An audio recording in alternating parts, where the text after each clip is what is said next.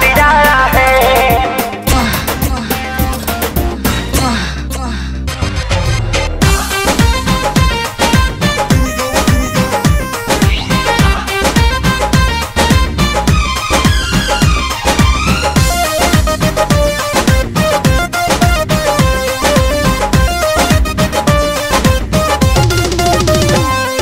नया साल में प्यार का आवाज आया है, झलक रहा है। हाँ हाँ नया साल में प्यार का आवाज आया है। लाभार का हो लाभार का, लाभार का ग्रीटिंग कार्ड आया है। लाभार का ग्रीटिंग कार्ड आया है। ये तो खुशखबरी है। चुप चुप खुशखबरी।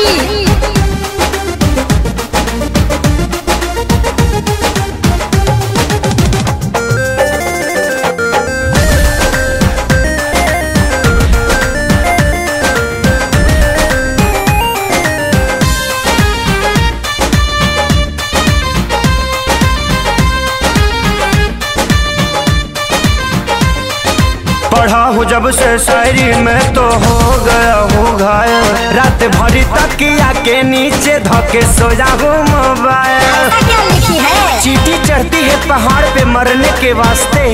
मैं ग्रीटिंग कार्ड भेज रही हूँ प्यार करने के वास्ते। Oh my God, दर्द है, दर्द है। हाँ, दूध में चाउर पड़ता है तो खीर होता है। चीनी भी डाल। दूध में चाउर पड़ता है तो खीर होता है। जिसके दिल में प्यार नहीं है वो तो फकीर होता है। Oh my God, फीलिंग है, फीलिंग है। बड़े दिनों के बाद उनको याद आया है। लकी है। बड़े दिनों के बाद उनको याद आया है। लाभार का हो लाभार का, लाभार का ग्रीटिंग कार्ड आया है।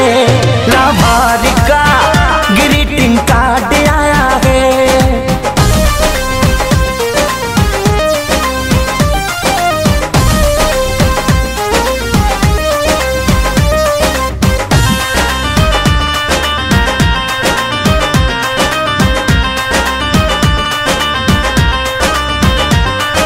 जब से लेटर मिला है दिलवा मेरा खिला है। भूल गया हूँ मेरा घर का बना जिला है। छापाड़ा है रे पगला, आगाओ बॉक। भेज रही हूँ ग्रीटिंग कार्ड, चंदन से कम नहीं। महक रहा है, महक रहा है। ये जो मेरा दिल है लंदन से कम नहीं। Oh my God! चांदनी चांद से होती है सितारों से नहीं।